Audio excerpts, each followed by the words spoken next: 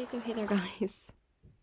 So, I don't really have an update for you on where I'm at in the next book, but I think I told you guys what the next book was going to be that I pick up in this video, and that was Carly Fortune's One Golden Summer. You guys, just finished this book. I just completely got sucked into this book. I loved it. I loved this book, and I didn't really expect that from Carly Fortune, and especially this author. I'm not going to hold it up for too long because there's like way too much of a glare right now, but I loved it. It was so good. 5 stars. I really did not think I was going to give this book 5 stars, especially I've been kind of in a 5-star rut recently, and this was like a very unexpected 5-star. And originally I thought it was going to be like a 4-star, and then like a 4.25, and then I kept on like upping my rating as the book went on. And then the last like 20%, I'm like, okay, maybe it's not a 4.75. I think it's a 5-star. And I just adored it. It was just so, like, maybe it took me like a little bit to get into, like the first maybe 40 pages or so. But then after that, I absolutely loved it. And I think the reason why I wasn't really into it in the first 40 pages is because I didn't know what to expect from this book. I really didn't think I was going to love it because of the history that I have with this author. Because I don't really love any of her previous books, but I do think her best book since this book was Every Summer After. I don't think Meet Me at the Lake or This Summer Will Be Different were as good as Every Summer After, but also, like, a lot of people don't love that book because of the cheating trope in it. And the cheating trope in that book really turned me off as well. But I was getting 5-star feelings from that book when I read it. So this is technically a sequel to Every Summer After, but it's kind of like just Charlie's story. And Charlie was like the fan favorite in Every Summer After, even though he's Sam's brother, and like something happens with him in Every Summer After that like kind of upset people, and it kind of upset me too. But basically this is like Charlie's redemption arc story, and I absolutely fell in love with it. I absolutely loved Charlie in this book. He was so funny, but like the teasing that he did to her was never like at her expense. It was always like such silly, funny stuff just to make Alice laugh, because that's all that mattered to him. And just for me, the way to my heart is a guy with an amazing sense of humor, a guy that does things, you know, without even asking, but also like they kind of like mutually did those things for each other. Like Charlie was always trying to impress her, but then like towards the end, she kind of did like the same stuff for him, and she was like, it's my turn to take care of you.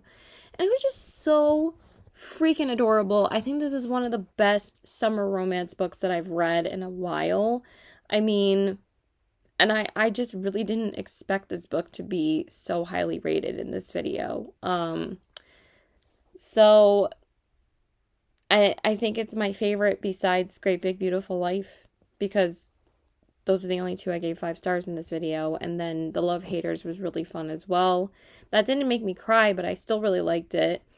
And it was so funny. And then It's a Love Story was unfortunately the biggest disappointment. I'm actually very surprised that I loved this book compared to It's a Love Story, because like I've said before, I kind of felt the same way about Carly Fortune as I did about Ellie Hazelwood's writing, is that I haven't really found a 5-star from either of these authors yet, and the fact that this one was, it's just, I don't know, I was just smiling through the entire second half of this book. Like, just the warm fuzzy passages and the warm fuzzy quotes in this book just got me, and it was just so heartwarming, and I just really loved it. So basically, Alice spends a summer with Charlie, and she brings her grandmother back to the lake, And she hasn't been back to the lake in like a long time, but she wants to get away from the city and she wants to get And I really, really loved Alice in this book too. I really loved her character.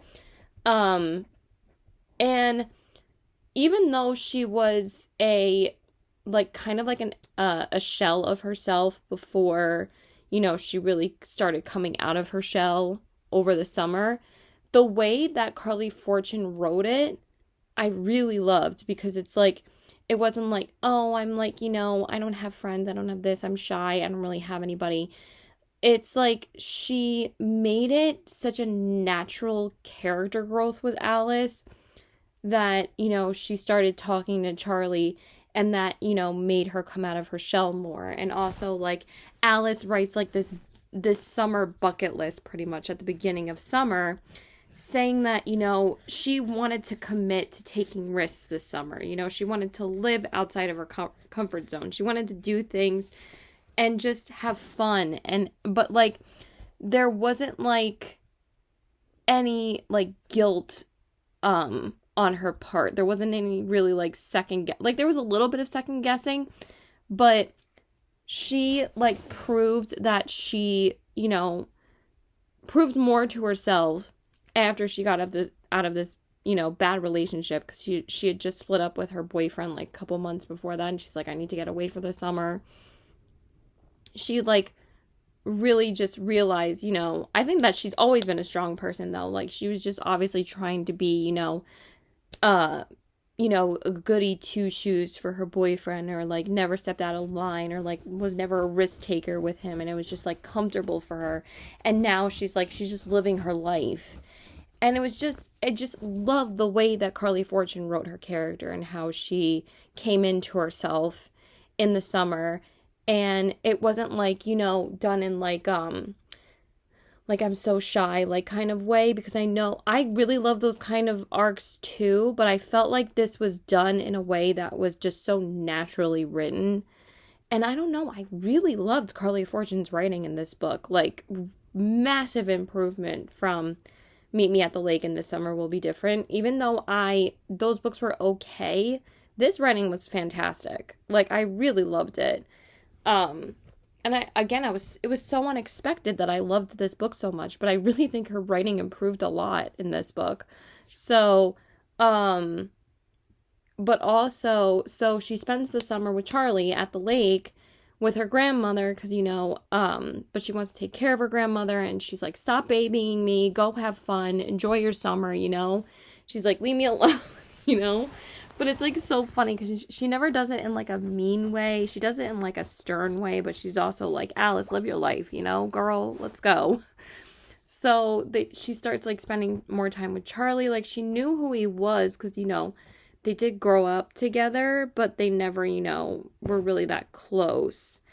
And then it obviously turns into like a summer romance, and they both thought that they were not gonna like commit to each other after the summer was over, but then of course they both developed feelings for each other. And the passages and the quotes in this book were just they weren't like gut-wrenching, they were just like so ridiculously sweet about how much they loved each other. And it was just like, it was done I could see this book as a movie. I really could. Like, I think this would be such a beautiful love story to tell. I just adored it. I really loved this, and I want to read the one passage that really got me, but I kept on taking pictures of so many quotes in this book. This is the one that got me. I mean, I cried at this one. First, let me read this one. It says, let me see. You can sleep in the guest room. I don't want you to be alone. I don't want to be alone. I don't want you to go. And then it says, are you sure? It says there's more. I'm kind of paraphrasing a little bit because I didn't take a picture of the exact next page. And it says, there's more vulnerability in his gaze than I've ever seen. And it says, because I've been trying to do something right, I want better for you than me. I want you to have a life full of freedom and joy and glitter and art, an endless bucket list. And the reason why that's so sweet is because, she wrote this bucket list for summer, and then he says to her, let's do your bucket list together. But it, again, was not like, I don't remember the other book where they do these things together and then they fall in love, but it was kind of done in a more like cheesy way. This was done in like such a, he says it like after they've completed everything together, and that's what like got me, because it's like he loves her so much that like he wants to have an endless amount of, you know, adventures and memories with her. It's just it's so sweet. And then it says, he stares into my eyes, and it's the look from the photos, the look artists write songs and poems and books about. It's the look I saw that day in the dark room. And then she says, tell me what you saw in the photos, Charlie. And then he says, I saw a man who couldn't keep his eyes off you. A man who hasn't looked so happy in a very long time. I saw a man who finally found the kind of person he always wanted for himself. A best friend, a smartass, a brilliant, talented, caring woman who deserves so much more than me. And there's something that happens with Charlie, like, and that he's so down on himself, but not like in a pathetic way. It was more like, I don't deserve this from you kind of way. And it was just so hard to read.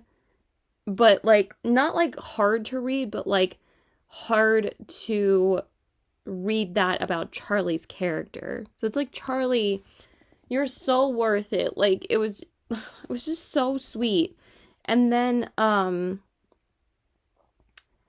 this was so sweet too. It says, I saw something else in those photos, Charlie says. I saw myself falling in love with you. And he says, I'm in love with you, Alice. I knew the day you crashed John's boat that you were going to be trouble for me. I should have kept my distance, but I couldn't stay away. And the more I got to know you, the more beautiful and terrifying it became, until I knew I'd finally found the person I've been waiting for. And then it says, I love you, Alice Avery. And this was the passage that got me. It says, I want to make you laugh, that witchy laugh, and I want to be there for you when you cry. I'll bake all your birthday cakes. I want to tell you dirty things and watch you blush.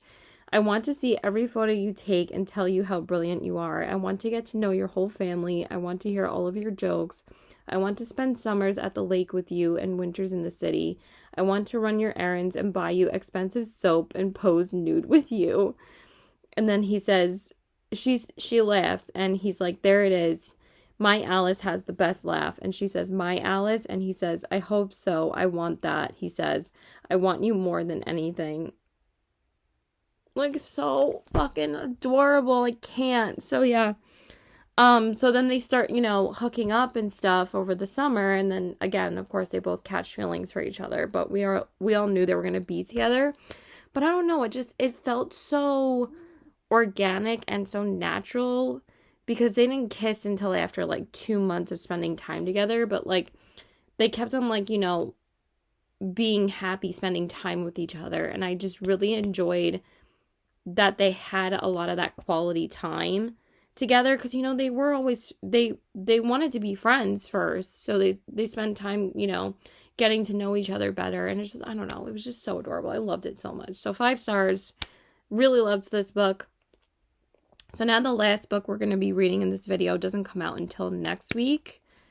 Yeah, I still have like a couple more books that I want to read before that. I think I have 3 other May releases to read this week, because One Golden Summer was only my 4th May release that I've read. And I have like 3 or 4 other ones to read this week. So, and then Boys of Tommen comes out releasing 10, and I'm just going to listen to that, obviously. So my voice is still recovering, by the way. Like, it's been the best that it's been today, but I still have a little bit of that raspiness left. 1, 2, 3. Yeah, I've only read 4, and 3 of them were read in this video, which was The Love Haters, It's a Love Story, and One Golden Summer. The only other 2025 release I read was A Curse Carved in Bone. Right? 1, 2, 3, 4. Okay, maybe this was the 5th one. Hold the phone. Oh, May release. It's 1, 2, 3. Yeah, it's only been 4. I don't know why I was counting Wild and Wrangled. So, yeah, 3 out of the 5. Oh, I forgot to talk about Wild and Wrangled. I really loved that. So, now we only have Problematic Summer Romance left by Ali Hazelwood. So, hopefully this video isn't like 10 million years long. I never shut up. But who knows about that book? That one I'm actually the most curious about because I really did like the first Not in Love. So, I'm very curious to see if this is different for Ali Hazelwood because I'm hoping it's not another STEM romance, but also I'm hoping it's just as good as this summer romance that I just read. So yeah, because it's going to take a lot to top this one because I really loved it. So yeah, that's it. Bye. Okay, so hey there guys. So now we are going to be starting the last romance for this video, and that is Problematic Summer Romance by Ali Hazelwood. I don't even know how long this video is at this point, but this book came out 2 days ago, and I'm finally going to be reading it because there was literally 3 books that came out on May 27th. So I actually already read one of them, and the second one I'm listening to because Boys of Tom and Number 6 came out, and I always listen to the audiobooks of those. And this one I read for my Romantasy vlog, so I'm actually really excited to be picking up this book. I feel like this book might have the potential to be my favorite Ali Hazelwood book. I have a really good feeling about this one. Also, this might be my favorite cover that she's ever done. I think this cover is so fucking cute. I love it. So I'm really excited to pick this up. I also just want to read like an easy flop. Look how floppy this paperback is. So I'm actually really excited to read this. And after I finish this Ali Hazelwood book, I will only have Love on the Brain to actually complete all of her books, which is actually crazy because it's like, she's not even my favorite romance author, but I don't know why I have this fascination with reading all her books. But I don't know. I'm kind of really in the mood for an Ali Hazelwood book right now as well, so I'm excited to start this. So I will update you guys when I get further in. So bye. Okay, so hey there guys. So I wanted to give you guys an update on where I'm at in Problematic Summer Romance by Ali Hazelwood. I started reading this right after I made that check-in, and of when I was saying I was starting it, and I'm on chapter 13, page 112. So I've read like pretty much the first like, why is this driving me crazy? The first like 25-30% of this about, and I'm liking it. I really am enjoying this a lot.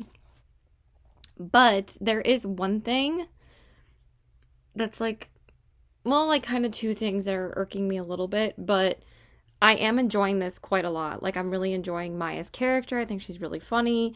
I'm also liking that she likes Connor that's like way older than her. Not too much older, and that was like the whole controversy about this book before it even came out, which is so ridiculous because Maya's like 21, 22, I believe at this point, or maybe 23. Anywhere between like 20 and 23. But like the last time they had talked, she said that she was 20, but I think that was like another flashback scene. So I think she's like 23. So it keeps on going from like flashbacks of like 3 years ago to like present day where the wedding takes place. And anyway, this basically takes place in Italy, I believe, and Maya is what is his name? Oh my god. What is the older brother's name? I keep on thinking of Connor, but it's not Connor. Connor's the love interest. Connor is basically her brother's best friend. And her brother's name... Oh my god, I'm like so stupid right now. What the fuck is his name? Basically, I'm on like the second part of the book.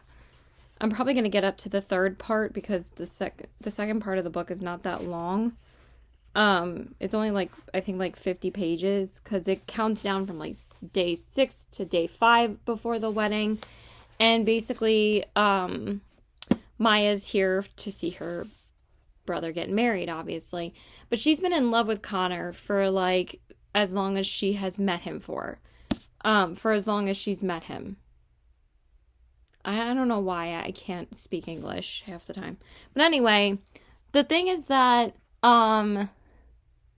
This is reminding me a little bit too much of The Unhoneymooners by Christina Loren, because it kind of had a bit of a similar plot line that happened in The Unhoneymooners that's basically forcing Maya and Connor to spend time together. Because basically, if you guys have read The Unhoneymooners, it's where this woman goes to, I forget her name, and she has a twin sister, and she's going to see her twins. She's going away on vacation to see her twin sister get married. And it basically like was like a all expenses paid like wind trip for her and her twin sister to go on.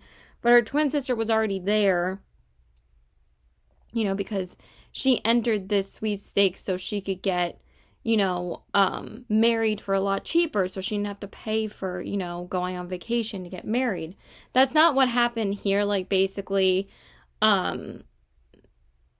Maya's brother has a lot of money because he runs his own, like, science company, you know, his own lab and everything. And that's what happened in Not in Love, which was the first book in this interconnected series. It's like, you really could read the first book. You really could read this without really reading the first book, but I'm actually glad that I read the first book back in March, because that was the last time I read an Ali Hazelwood book. And I wasn't sure when I was going to be able to have the time to read it. And then I picked it up right after I finished The Winners by Frederick Bachman, which was the last book in the Beartown trilogy. And that book, that series absolutely devastated me. So I was like, I needed something like completely opposite. So I was like, I need something that will make me feel better. But I do think Not in Love was a little bit more original, even though it was like, you know, just like her STEM romances previously, like Love Hypothesis and Love Theoretically. This, basically, the first night that they're all together, they, I think Maya and Connor don't eat what they're having, like, for dessert. And it just so happens to be, like, limoncello, I believe, is what they had, that the dessert got everybody else sick except for Connor and Maya. And basically that's the same thing that happens in The Unhoneymooners, where basically they, you know, all eat together the first night they're there. And the twin sister says, oh yeah, I got like a deal on seafood, and then they all end up eating seafood. And the rest of like the wedding party, including the bride and groom, are sick for that whole amount of time until they're able to get married. So that's basically like what happened to Rue and her brother. I again don't know why his name is leaving me. I sometimes have, you know, brain blocks, and okay, I know her name is Rue. And his name is... Why can't I remember his fucking name? Her brother's name. I'm like having the biggest brain fart of all time. Isn't it like Ethan, or like starts with an E or something? Hold on. But like so far I was actually really enjoying it. And then like as soon as I read that, I'm like, this is really reminding me of The Unhoneymooners. Because now, you know, the bride and groom are now sick and they can't spend... Oh, Eli. His name is Eli. Duh. And now, you know, the bride and groom have to stay in their hotel room and not be able to do anything with the rest of the bridal party while they're on vacation or at this destination wedding. And I'm like, okay, like, Allie, did you read The Unhoneymooners before you read this book? And then you were like, oh, this is a good concept. Like, it's not like word for word the same, but it's very similar. So, I don't know. Like, I was really having high hopes for this. I mean, it could still change my mind, but after I read that, I was like, okay, why am I reading like the same thing in another book that already had like an original concept? That's like a very popular book as well.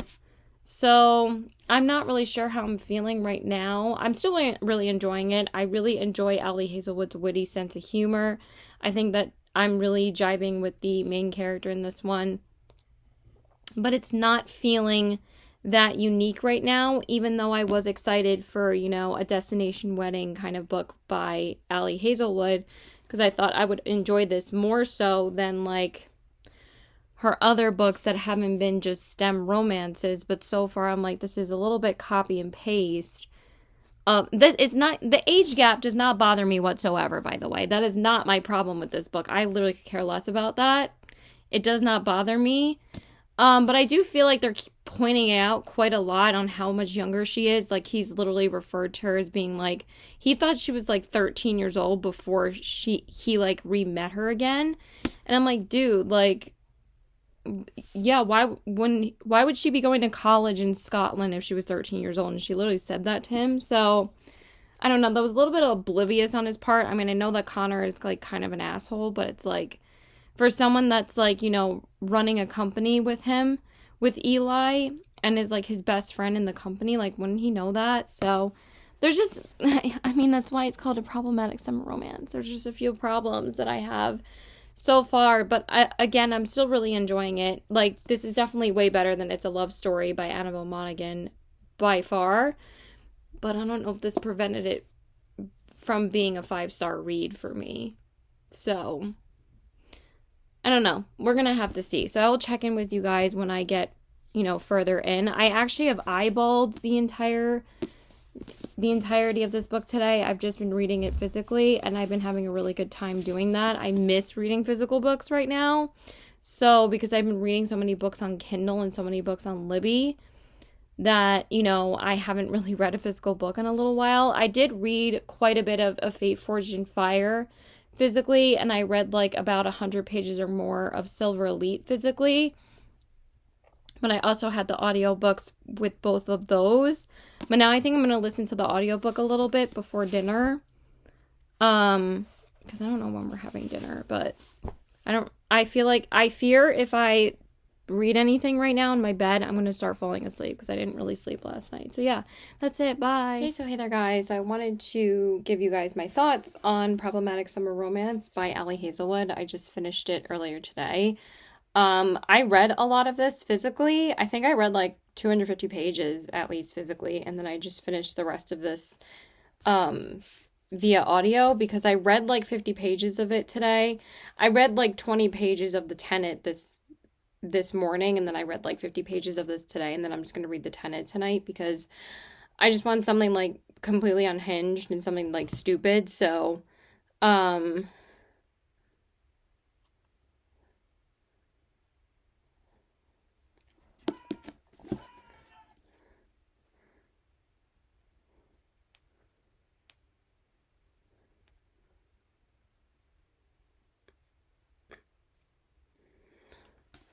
I am not going back out.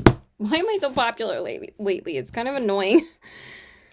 Like, ever since, stuff happened, kind of like broke up with my boyfriend again for like the millionth time. But like, ever since that, I've had so much time to see friends, and like, it's been nice though. It's been nice. I have a lot of good friends. So, but anyway, let's talk about this book. I thought it was good. I really liked it.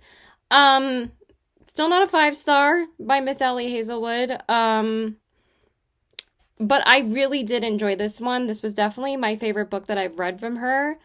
Since Not in Love. I actually think Not in Love was a little bit better than this one because I was kind of getting a little bit annoyed with how long they took to kiss at this point.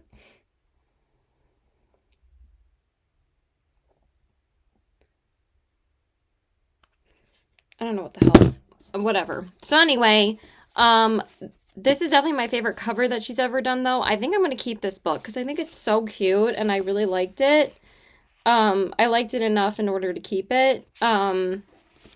But basically, I felt like this book was kind of a combo of a couple of other books. But in the end, I really did enjoy Maya's and Connor's romance when they did get together. And I also really enjoyed the flashbacks in this book But like literally the whole time, Connor was trying to basically control himself of not taking advantage of Maya's age because Maya was only 23. Like I said before, he was only 23 years old. And Connor's like 38. So, which again, I literally have no issues with the age gap romance in here. I literally care less. They're both adults. They can both do whatever the fuck they want. And I think Allie Hazelwood actually really handled that very gracefully and with very smartly. And basically, like, I really like the way that she brought them together and the way that they were always like talking and they were always friends first. I thought that was really cute and really well done. And I do think that she kept up the theme of the romance throughout the entire book between the two of them, which I also really appreciated. Like I said, if a romance does not have a reason why it's a slow burn for me, then it just can get boring. And honestly, I kind of wish they would have kissed around like a little bit before 300 pages, but they did do some other things before that. So it was still really cute between the two of them. Like I said, the one or two gripes that I had with this book had absolutely nothing to do with the romance. I thought the romance was beautifully done in this. And I think it was really good. I really had a good time with this. It was hilarious. It was just really fun. And I really like this way more than It's a Love Story by Annabelle Monaghan, which is crazy because usually for me, I have such polarizing experiences with Ellie Hazelwood's books. Like, I don't love every single book that I've read from her. Like, it's very up and down, but this is definitely the fourth book that I have enjoyed by Ellie Hazelwood. So, I don't know. I just always find, like, the potential in her books, and I want to read them all. I don't know why. But yeah, this cover is just adorable, and I kind of want to display this one along with my One Golden Summer cover by Carly Fortune. Let me grab that really quick because now we're going to rank the ones that I read. But yeah, I think that this was definitely probably my like third favorite book by Allie Hazelwood because my top favorite is Love Theoretically and then Not in Love and then this one. So I forgot to say my rating of this one. I don't know if I'm going to give it a 4.25 or a 4.5. I feel like I didn't feel strongly enough in order to give it a 4.5, so I think I'm going to give it a 4.25. That's still a really high rating. I really did enjoy this, and I think that this was my second favorite summer romance that we read in this video. So that's still pretty high rating. There, guys. So we have one more book to read in this video. I feel like this video is like never ending, but my dumbass made an editing mistake when I posted part 1 because I posted that I read 4 books in the first part. So then if I posted the next part, it was only going to be 2 books. So I'm like, I wanted it to be 3 and 3, but now it's just going to be, I don't know. I feel like I'm so dumb trying to remember which books I read in this video. Yeah, it's only going to be 2 books because it's only going to be Great Big Beautiful, no, Problematic Summer Romance and One Golden Summer. So I really haven't read any new romances because there wasn't any that came out because, you know, May is the big release month for new romances. But I'm about to tell you which one I'm going to read because I received another arc that I am so excited about, and this one is probably the one I'm the most excited about because I did get the arc for The Love Haters by Catherine Center and It's a Love Story by Annabelle Monaghan. But since, you know, Annabelle Monaghan's books, Monaghan, why do I keep on saying Monaghan? It's Monaghan. That one was so disappointing to me. And The Love Haters was good. I did like the story and I did like the writing. Just thought the main female character was really dumb. But, and I didn't include Say You'll Remember Me in this video, even though that was like the first big spring romance that came out. I did include that in the April new releases vlog that I did. So now this is just reading spring romances pretty much as they come out. So the last book we are going to be reading in this video, I just received this arc today, so I have to read this before the 17th because it comes out the 17th. And that is Ashley Poston's Sounds Like Love. I just received this today, so I'm going to start this tomorrow. Sorry if there's like so much glare. I don't know what to do about it. Like, I don't know if it's the camera or what. Hold on one second. What's going on? Sorry. I think that's better, possibly.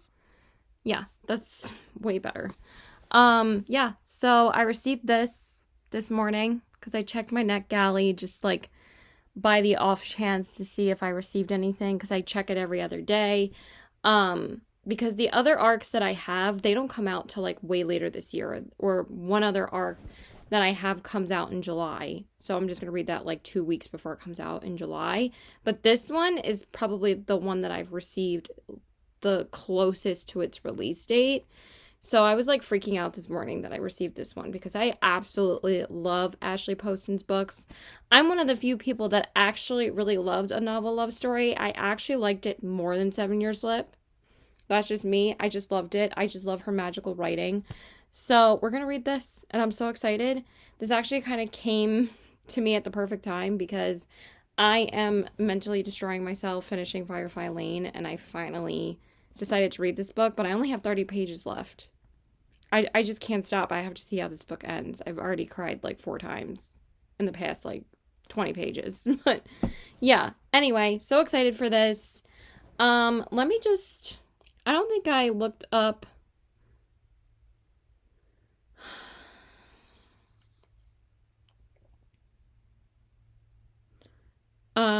let me see, hold on.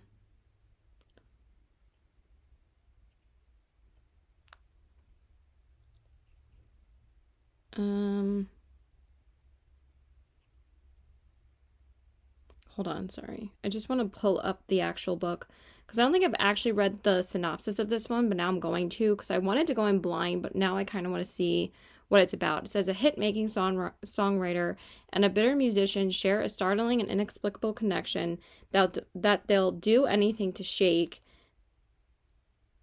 What? Why shake? In this sparkling magical book from Ashley Poston, Joni Lark is living the dream. She's one of the most coveted songwriters in LA, and she can't seem to write. There's an emptiness inside her, and nothing seems to fill it. When she returns to her hometown of Vienna Shores, North Carolina, she hopes that the sand, the surf, and the concerts at the Revelry, her family's music venue, will spark her inspiration, but when she gets there, nothing is how she left it. Her best friend is avoiding her, her mother's memories are fading fast, and the Revelry is closing. How can she think about writing her next song when everything is changing without her?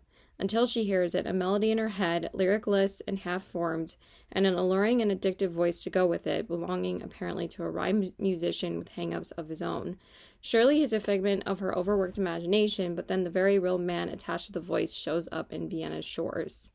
He's aggravating and gruff on the outside, nothing like the sweet, funny voice in Joni's head, and he has a plan. They'll finish the song haunting them both, break their connection, and hope they don't risk their hearts in the process. Because the song's stuck in their heads, maybe it's there for a reason. That sounds so freaking cute. Also, the fact that it says Vienna Shores, I'm going to connect this really quick. So, since this book is all about music, all the chapters are song titles, and the very last chapter is my all-time favorite Billy Joel song, if not my all-time favorite song ever. I just love this song so much. It's not just because I'm a Long Islander, okay? Billy Joel is the king of Long Island, but also he's one of the most incredible songwriters of our generation. I think he is probably the best songwriter of all time. I just love his lyrics so much. But anyway, guess what the last chapter's title is? Right here. chapter 43. Vienna Waits for You. And Vienna is my all-time favorite Billy Joel song ever. I have listened to it so many times. It's like always stuck in my head of like the way that the chorus resonates with me. And I feel like if you take anything away from this video and you've never heard Billy Joel's songs, if you're like, you know, a bit younger, I feel like anyone can relate to this song, no matter what their age is, no matter what they're going through in life, no matter where they are in their life. This song just resonates with me throughout my entire life. Like, it's all about, like, you know, you need to stop wasting time. And of course, you know, I've wasted a lot of time in my life. I mean, but also, it's hard to find the motivation, and I get that. But, like, the lyrics are basically,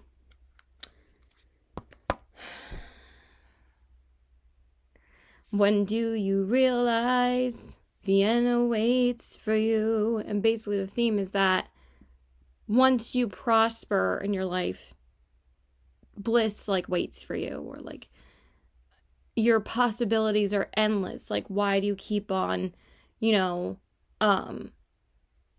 halting your life and halting your possibilities when the world is your oyster, pretty much? And that's what the whole song says. Even like when the person is like, he like takes you through a whole story in 4 minutes. I don't know how the fuck this genius of a man does this, but like he takes it from like being in high school to like being an adult, and then being like a, you know, older person, looking back on like in your golden years of your life. And it's just like, it's the most beautiful, amazing song, and I cry every single time I hear it, or I just put it on repeat if I'm like having a rough time in my life.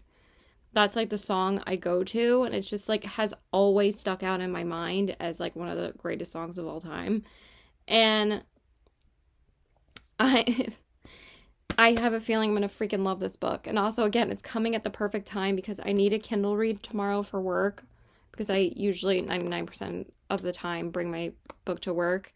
I'm probably going to finish this on Sunday because I have to work an 8-hour shift tomorrow. That's why I wanted to finish Firefly Lane tonight, but also because I literally can't put this down. So I'm so happy I decided to read this chonker of a book today because I had a shit ton of reading time today. And then I should be able to read this quite a bit on Saturday before I go out. And then Sunday is Father's Day, so I'm hoping to have a bunch of reading time during the day. So I should be able to finish this by then. It says it's only 6.5 hours, so if I read for like 2 hours tomorrow and then like 2 hours Saturday, and then I should be able to finish it on Sunday. So yeah, that's about it. And this is going to be the last book in this video. And I will finally re-rank all the books that I read. But I have a feeling this is probably going to be like number 3 or number 4 because I absolutely love her writing. I have a feeling it's going to be like number 3, but we'll see, because Annabelle Monaghan's book was disappointing and Allie Hazelwood's book was actually pretty good. But again, this is now my 4th book by Ashley Poston, by the way. So, like, these are all authors that I've read all of their books from, or most of their books, because again, like I said, the only book I have from Allie Hazelwood is, whatchamacallit? Love on the Brain, and that is on my TBR for this month. So yeah, that's it. Bye. Okay, so hey there, guys. So I wanted to let you guys know that I started Ashley Poston's Sounds Like Love pretty much this morning. I only got to read like the first chapter though because I had to get ready for work. But then I read like maybe 10% more of this at work, and then I got up to about, oh my God, why does it do that? I press, I want to go back here, and then it doesn't. Am I on chapter 9 or chapter 10?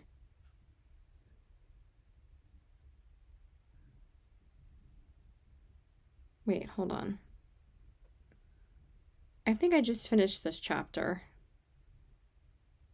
Jesus Christ. I think I'm on chapter 11. But I don't know why when I hit the button, it's like, no. Yeah, I'm on chapter 11. So I'm 24% of the way through chapter 11. And so far, I'm really enjoying this. I think it's really, really funny, actually. In the beginning, I was a little bit shocked that like the characters had already kissed in the first chapter. But now it got really, really funny. So basically, the main character, what is her name? The fuck is her name? I think it's like Joni, possibly. He like literally just said it in the last chapter. He said like, I heard you were back or something. I don't know why I'm just flipping through this. Yeah, Joni. I'm a genius. It's amazing how you forget the main character's name of the book you're fucking currently reading. So, yeah. But anyway, so far I'm having a great time. So Joni is a songwriter and she works for like this big time artist and she writes like most of her songs and she goes on tour with her all the time.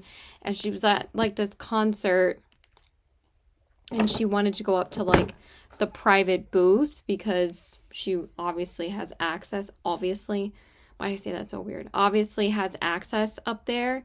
So, and I'm pretty tired if I'm like looking pretty ragged, but I did work an 8-hour shift today, so I'm pretty tired.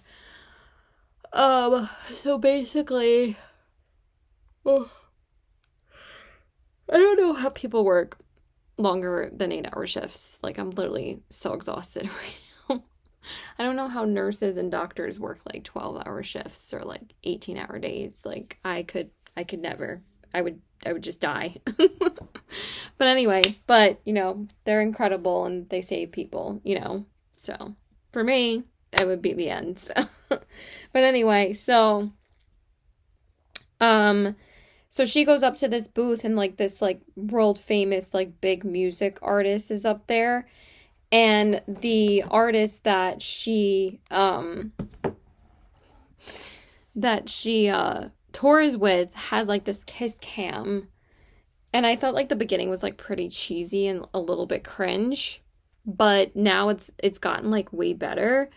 But anyway, like but it was still cute though, and but just like the opening was a little bit awkward because like it didn't really set the tone for like the rest of the book, because I feel like as I got into the second chapter and the third chapter, I felt like I was reading like a totally different book. But I think it's kind of maybe come full circle later because so she has like a kiss cam and she like puts the cam on Joni and this big music artist. I forgot his name. And then they kiss each other and like, you know, she couldn't believe how good the kiss was. I was like, oh my God, they're like already kissing in the first chapter. But I don't know if he's going to be the love interest. Probably not. But also like the main character, Joni, hadn't been in a relationship for a while. So then it goes into like, her best friend visiting in like the second chapter, and her name is Gigi. And their banter is just fucking hysterical. Like she comes to LA to visit her because obviously they live in LA because that's where you make it for big music artists and stuff. And they go visit Joni's parents. I think Gigi's her best friend / sister. Or she is her sister. I'm not really sure. Or they love her like a daughter, but they always say, like, make jokes. Like, her parents always say, she's our favorite daughter, so maybe it is. Maybe they are sisters. That's just my brain. My brain is fried right now, okay? I'm freaking tired. So anyway. Sorry. Her mother suffers from early onset dementia. And basically, her mother and her father have been running like this restaurant where they live, I think in Ohio. I think they go visit them in Ohio. And unless that's where she lives, but I'm pretty sure she lives in LA. Again, do not listen to me. So anyway, the parents actually tell her that like, hey, we're closing the revelry, I think it's called. And like the kids are like surprised that it's closing because, this is what their parents have done their whole lives. And then they hadn't really found out that she has dementia yet. So that's probably why they're closing. So it's a little bit similar to the plot of Say You'll Remember Me, but this book has magical realism in it. And I was like, when is it going to happen? But like, it literally just happened the past like 2 chapters. So basically, Joni starts playing like this piano. I think it's in the hotel that she's staying at or somewhere. Maybe another restaurant. I can't remember. I think it's at the Revelry, actually. Never mind. Jesus, Caitlin. And she's like, she wants to start playing it, but then she hears like a voice in her head, and she's like, where the hell is it coming from? And then it just so happens to be coming from the piano. So that's where like the magical realism settles in. And the banter that she has with like the person in her head, it's like a guy, is so fucking funny. Like, basically what she says is like he's pulling like a Matrix thing because he doesn't want to like tell me who he is and whether or not like she's questioning her sanity because she's like, why am I hearing this voice in my head? So far I'm enjoying this book quite a lot. I love Ashley Poston's writing, so I really didn't expect anything different. But the fact that I didn't love Annabelle Monaghan's book, and the fact that I've only rated one book from Ashley Poston 5 stars, 7 Year Slip, and A Novel Love Story, I rated 4 stars. But The Dead Romantics was my absolute favorite book from her, and I rated that book 5 stars. So this one is probably going to be like a 4 or 4.5, depending on how it goes. But it's very fast paced. I'm already like having a great time and a way better time because I think it's so funny. So as long as a book makes me laugh, I'm going to be intrigued and I'm going to want to keep on reading it because I'm so entertained because it's hilarious. So this, where's this part that I took a picture of? No, I didn't take a picture of it. But anyway, it's just really funny. Like the banter that they have in this book so far. So yeah, that's pretty much where I'm at. She just met like this guy at a barista because it's like one of her old friends that she used to date, and they kind of like rekindle their friendship / I guess relationship because I think they're going to go out on a date or something. So that's what I'm up to right now. Very specific stuff, you guys. I'm just the greatest at explaining things. I need to get into bed. So I don't know how much more I'm going to read tonight because I only have like 5.5 hours left in the book. So I might read another hour so I can get like maybe 35% of the way through, but I'm not going to get like too far tonight because like I said, I had to work. But I read for like 2 hours today, so that's not bad. And I just binged Firefly Lane last night, and that book is still on my mind. I love that book so much. So yeah, I will check in with you guys where I get to tomorrow. I'm hoping to be at least halfway through tomorrow because I do have plans tomorrow as well. But then, like I said, my plan was just to finish this book on Father's Day, and I am going to finish my audiobook tonight too, which is Caught Up by Navessa Allen, which is the second book in the Into Darkness series. It's not really that good.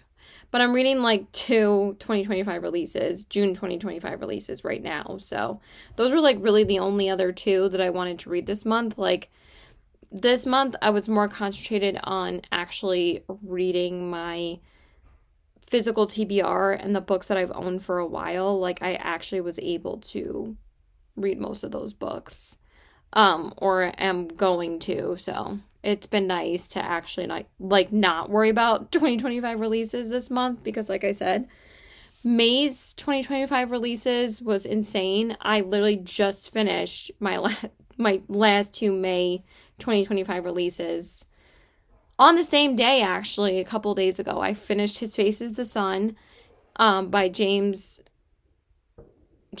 by Michelle Jabez Corpora. And then I also finished Releasing 10 by Chloe Walsh. Why the hell are people setting off fireworks right now? Can you hear that? These people are so fucking stupid, I swear to God. It is Friday the 13th today, which I didn't even realize until my friend told me like 5 minutes ago. But yeah. So anyway, I don't know if that's a reason to set off fireworks. I feel like we're going to hear them every weekend now until July 4th and then after July 4th because people are so fucking dumb. So anyway, what was I saying? Oh, and I finished Releasing 10 by Chloe Walsh. So, and that destroyed me, but I finished that a few days ago. So, I actually did finish all the May 2025 releases that I wanted to read in May. Because I had a feeling I wasn't going to finish all of them in 2025. In May. Because there was also like a couple other 2025 releases that I read in May that didn't come out in May. They came out earlier in the year that I still read in May. So, like Sunrise on the Reaping. Why am I going on such a tangent? Sunrise on the Reaping, Wild and Wrangled, and Water Moon. Water Moon was a January 2025 release. Wild and Wrangled was an April 2025 release, and Sunrise on the Reaping was a March 2025 release. And I read all of those in May. So if I hadn't read those 3 books, I would have finished all the May 2025 releases in May. But alas, I did not. So I'm going to go now. Bye. So hey there, guys. I wanted to give you guys pretty much my final update on where I got in Sounds Like Love by Ashley Poston. I am now 74% of the way through. I'm on chapter 33. And that's all I'm going to hold up because tired. I don't know why it does that. Like, I really don't. Like, why do I even click it when it doesn't even go back to where I need to? I almost forgot what chapter I was on, so I was like, let me go back and see. But it's so cute that all the chapter titles are song titles. But anyway, I have exactly 2 hours left in this book, so I should be able to finish it tomorrow. I probably would have finished it today, but I did, like I said, have plans. I went to like this carnival thing with my best friend and his girlfriend, and it was so much fun. It was such a good time.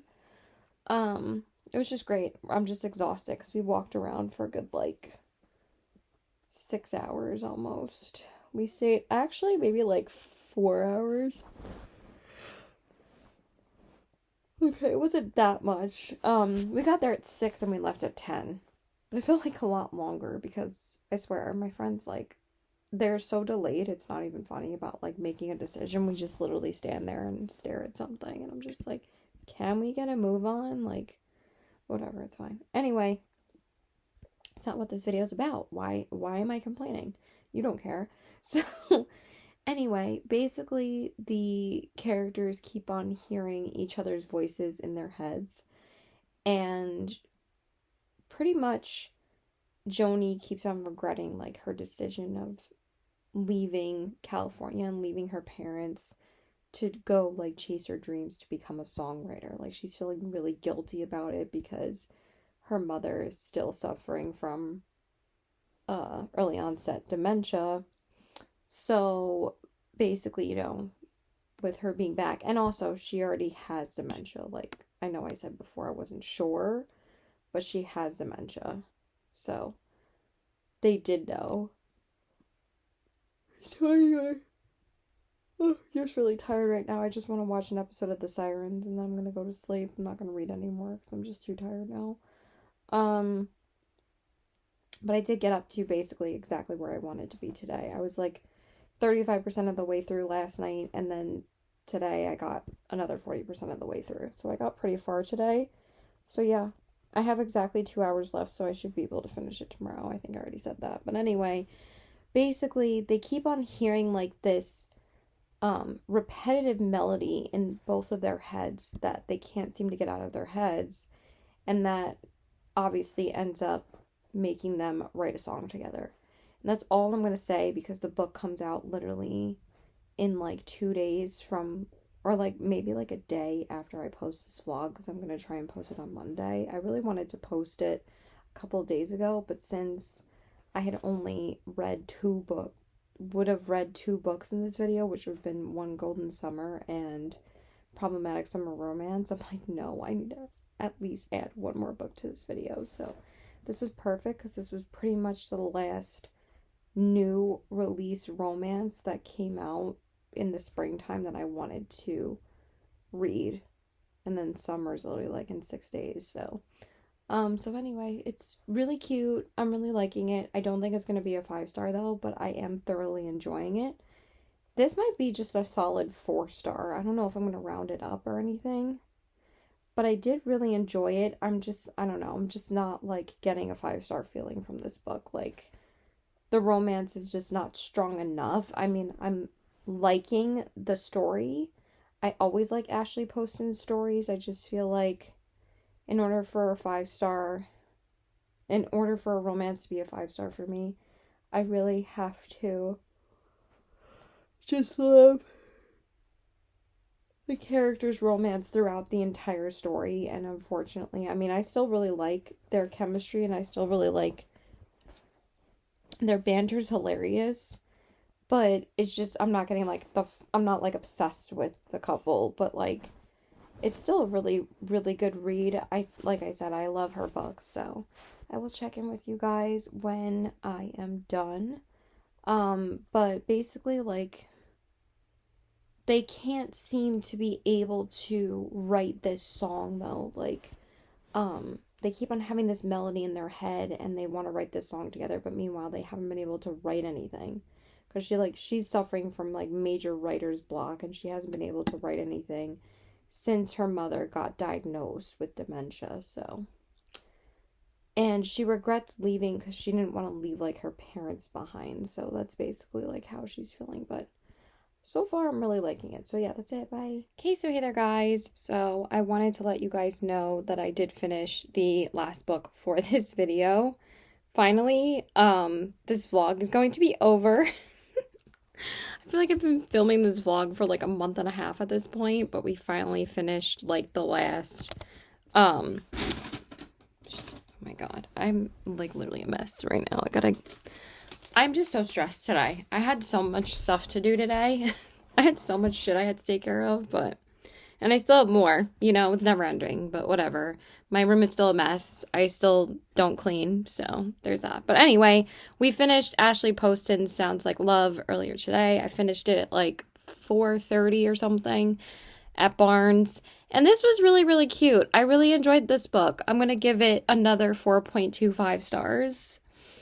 I haven't read a 5-star romance since One Golden Summer, so I guess besides releasing 10, but I'm kind of getting into like a bit of a romance rut right now where I haven't really found any that are 5 stars. So I still really enjoyed this. But I haven't had a 5-star read from Ashley Poston since I believe the second book I read from her, because I did read 7 Year Slip first before I read the Dead Romantics, because everyone was talking about 7 Year Slip then, but I read it back in 2023. Like, Ashley Poston was one of the first romance authors I read when I got back into books. Christina Lauren was actually my first romance author, and then I got into Ashley Poston's books. So we go way back, me and Ashley Poston. So, but yeah, this one was really adorable. I was trying to find the physical copy today at Barnes & Noble, but they don't have it out yet. Meanwhile, they have some books that are out like a week before they come out, but they didn't have this one, which is fine. But I still thought it was really cute. I don't know why my thoughts are leaving me. I just didn't feel the romance as much until like more towards the end. Like, I still really liked the story, and I really liked like the way that their romance developed, and I really loved the banter between the two of them. I thought it was hilarious. But I do feel that I wish that it was a bit more explained as to why they could hear each other's thoughts, because for me, sometimes I do like my magical realism stories to be explained a little bit, or maybe you can just think of it as, literally the power of music and love, because they're stuck in each other's heads like a song is stuck in your head, and I thought that was adorable. I kind of wish there was a little bit more magical elements to this besides just hearing each other's thoughts, but again, I thought it was super cute. Also, this is the third book that I read in this video, and the third, like, kind of summer romance book that had a natural disaster occur in it. Like, Problematic Summer Romance had a volcano eruption. The Love Haters had a hurricane, and then this one had a hurricane too. And I'm like, I guess some romance authors are kind of commenting on climate change in the world. So, I mean, they didn't really say it, but I don't, I don't think that they're just doing it because it's, well, I guess it's a new trope that everybody's following because it's a summer romance. I don't know. But anyway, it's still added to the plot. And they didn't really dwell on it too long. It was only like 2 or 3 chapters towards the end, so it wasn't like a huge deal, but I just wanted something more from this book, but it still flowed really well. It was still really well written. I really love her writing, and I thought most of it was hilarious, so it did really make me laugh. So I really enjoyed it. So now let's finally rank all the books in this video. So I gave like 3 books in this video a 4.25, so it's a little bit hard to rank those because there's certain things I really liked about them and then certain things that I didn't love. So I was trying to see which one was number 3 because I don't really feel too strongly about any of those being number 3 because like a number 3 would be like a 4.5 for me. But I do feel very confident about my bottom picks and my top picks. Not that the number 6 book was bad, because like I said, every single book that I read in this video was great, except for It's a Love Story by Annabelle Monaghan, and that is number 7 in this video. Unfortunately, I gave it like a 2.5 stars. I really just did not like this book, and honestly, like I said, this was probably the worst romance book that I read this year, besides Swift and Saddled. And honestly, that is shocking coming from an author that I really love because I've loved all of her other books. So, yeah, just unfortunate, but this one unfortunately didn't work for me. We also read 3 arcs in this video. We read It's a Love Story, we read The Love Haters by Catherine Center, and we read Sounds Like Love by Ashley Poston. So I'm so incredibly grateful that I was able to read these arcs. Like, it's just so crazy to me. Like, I don't even care if no one watches my YouTube videos. If I get advanced reader copies, like, are you kidding me? Like, that's, like, amazing as a reader. Then number 6 was Wild and Wrangled by Layla Sage. I just didn't feel strongly enough to give this more than a 4 star. But I really did love the romance in this book. And honestly, I kind of really loved the romance more in this book, but than some of the other ones. But also, I really enjoyed the story of some of the other ones. But also, it does come down to the romance in these books because they're all romance books. But I would say if I was ranking them as a couple, the couple in Wild and Wrangled would be like number 3. But it's not the number 3 book for me. But yeah, I'm just going to leave it at a 4 star for that one. And then number 5, I put The Love Haters by Catherine Center. And honestly, overall, I probably enjoyed the story of this one the most. And this one probably would have been ranked higher if it just wasn't for the dumb female main character on some points. Because in Problematic Summer Romance and Sounds Like Love, literally none of the other female main characters in any, well, besides It's a Love Story, are stupid. Like, it was just 2 obvious things that honestly I was like, girl, are you serious? Like, again, I'm not saying characters can't make mistakes. I'm not saying characters don't have flaws. I'm not saying they're not perfect. Of course not. We're all human. But like, it was just things that really annoyed me that I was like, she's really asking some dumbass questions. So that did lower the rating for me, but I really, really liked the chemistry between the 2 main characters. I thought it was hilarious. And I really did like the story of this one because Catherine Center's banter is like top tier. I really do love her banter in her books. So again, I've read several books from all of these authors. So and then number 4 is going to be Problematic Summer Romance because I was originally going to give this the number 3 spot, but I did enjoy the romance quite a bit more in this, but also, to Problematic Summer Romance. And also, I gave The Love Haters 4.25 stars. I also gave Problematic Summer Romance 4.25 stars. But it was just like some of the repetitive themes that were in The Unhoneymooners by Christina Lauren that made me lower the rating a bit more. And I still, like I said, have not found a 5-star read from Problematic Summer Romance. Literally, all these other authors I've had a 5-star from. So they're, like I said, actually Lila Sage, I'm lying. I have not had a 5-star from the Rebel Ranch series. Catherine Center, I've had 2. And Allie Hazelwood, I haven't. So, yeah. Problematic Summer Romance by Allie Hazelwood is number 4. And then number 3, I'm going to put Sounds Like Love by Ashley Poston because I really did enjoy this book. And the reason why I'm putting it at number 3 is because I really did genuinely enjoy the writing of this so much. And it was hysterical, and I just love the way it flowed. There was never any, like, slow moments in this. It kept on, like, keeping up the pace of everything. And even though I do feel like the core of this book was the romance, when I think about it more and more, I was like, that really was a beautifully written book. And that's why I love the way that Ashley Poston tells her stories. There was just some things, like I said, that didn't make it perfect, but I really loved, like, the family aspect in this book. I really loved the friendship between her and Gigi. And I also really loved the relationship that she had with Sebastian. I thought it was adorable, even though I wasn't really feeling it until more towards, like, 75% of the way through.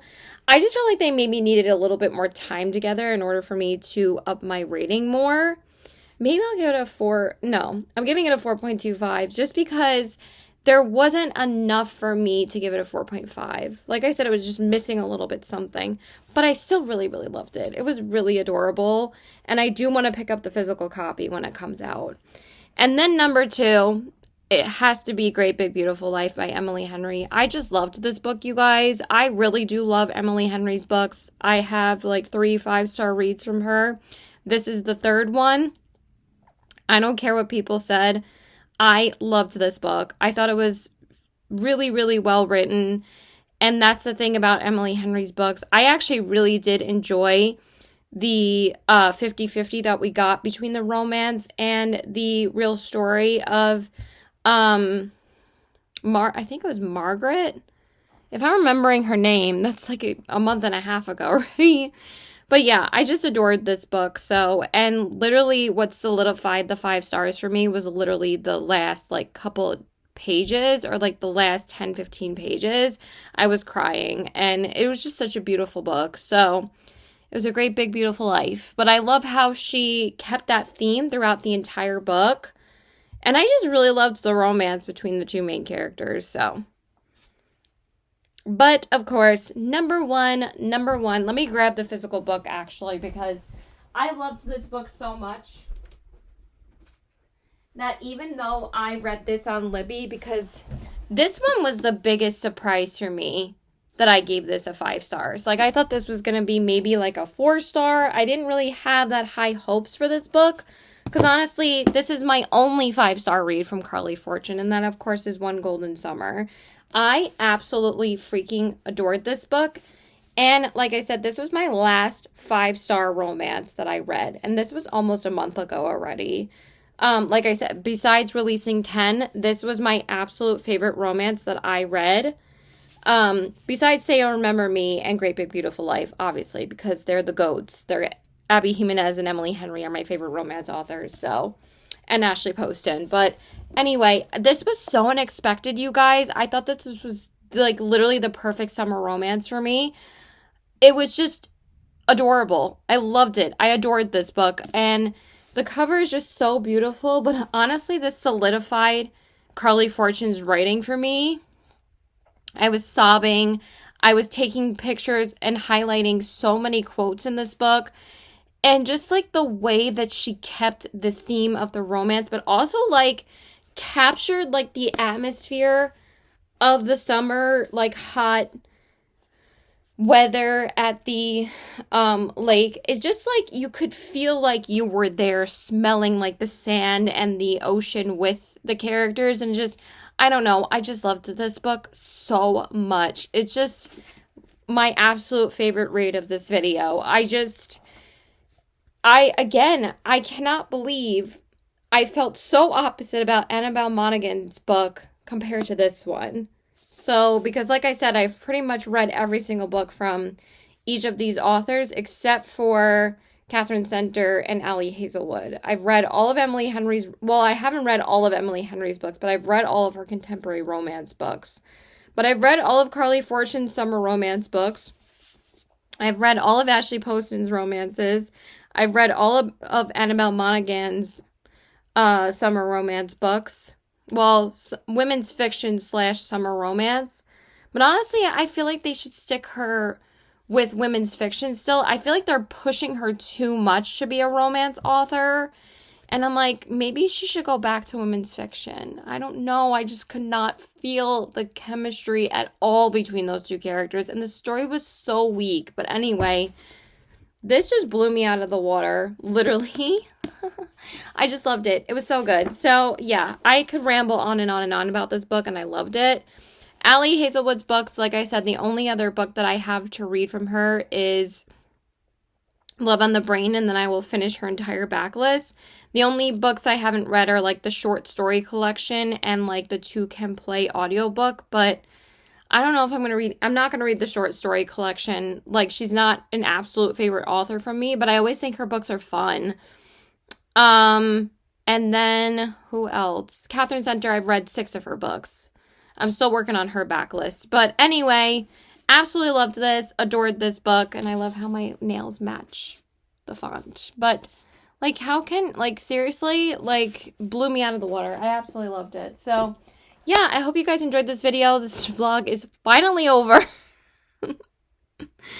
So we read 3 books in this video, and I enjoyed pretty much all 3 of them. So, we read Problematic Summer Romance, Sounds Like Love, and One Golden Summer, and we had another 5-star in this vlog. So we had 2 5-stars in the entirety of both of these parts, so I think that's pretty successful. So yeah, anyway, please like and subscribe. Follow me on my Instagram at cbw819, and check out my TikTok in the link below as well.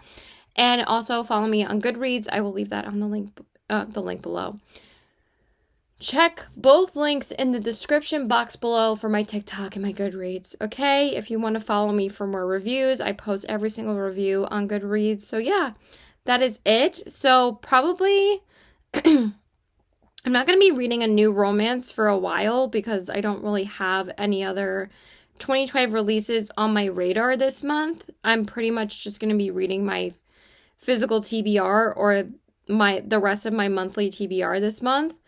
I don't have a new romance book that is coming out until July, which is Made for Each Other by Lynn Painter, and I actually have the ARC for that too, and I received the ARC for that maybe like 2 months ago at this point, but sometimes I like reading the ARCs a bit closer to when they come out, and then after I finish Made for Each Other, then I will only have 3 ARCs left, and those are all books that come out in October. So I have quite a few months to read those. So once I finish Made for Each Other, then I will be all up to date with the ARCs that I have. But I'm not going to read that until like the beginning of July. It's probably going to be the first book that I read in July, or probably right after I finish An Ember in the Ashes, which is probably going to destroy me. I'm going to read Made for Each Other. So yeah, that's it. I hope you guys enjoyed this video and keep reading. Bye.